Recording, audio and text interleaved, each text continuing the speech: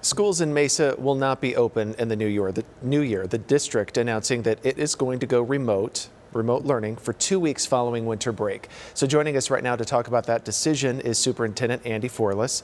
Good morning. Thanks for joining us. I have Good to ask. morning. Yeah, thank you. I have to ask, so we're talking about after winter break. Why not just do this right now? It's really important to us that we finish this semester strong, and so we are going to continue with our school by school decision making on what the learning model looks like for individual schools. So currently we are 5 days of in-person learning, and we will continue that through the rest of this semester. The semester ends on December 18th. And it's really important that we continue to do that and provide in-person learning for our students. We've seen in some of the districts, most recently in one of the schools in Scottsdale, sick outs. Are you concerned about that? I'm very concerned about the health of our students as well as our staff. And we do have staff that are infected with COVID-19. I also understand specifically the Scottsdale situation, where that's not about sick with COVID-19, but not feeling safe to come to school.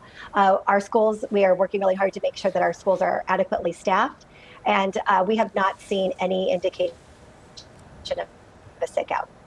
So you guys are resetting.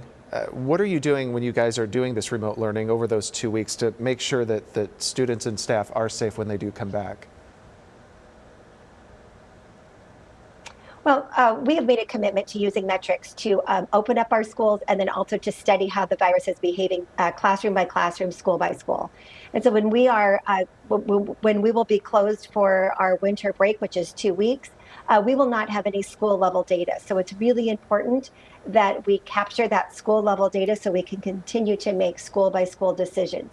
That's the reason for the 2 weeks of remote learning. So when our children are learning in a remote environment, they will have connection with their classroom teachers, and that they will continue as we did at the beginning of this school year in August. So we have systems in place for remote learning from preschool to 12th grade.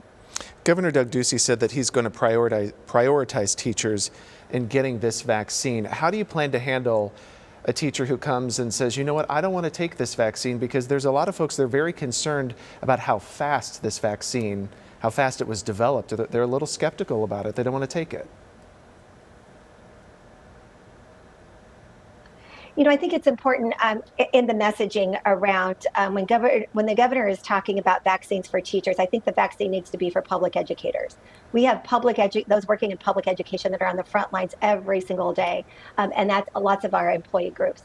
So it is going to be important for me as a superintendent of Mesa Public Schools to work with each of our employee group leaders to talk about what does the vaccine look like, what will a rollout plan look like for Mesa Public Schools, what will our expectations be. I think that is a tricky decision that we have not yet solved an answer to that very complex problem. What would you say to parents in the Mesa School District this morning? Some people are going to like this decision. Some people are going to hate this decision. I would like for all of the Mesa community to understand that these decisions are made with great care, and there are no easy decisions in the middle of a pandemic. That we are committed to in-person learning. We will finish this semester strong. We will then capture relevant school level data during those 2 weeks of remote learning so that we can bring our kids back into our schools. All right. Superintendent of Mesa Public Schools, Andy Forlis, thank you for joining us this morning.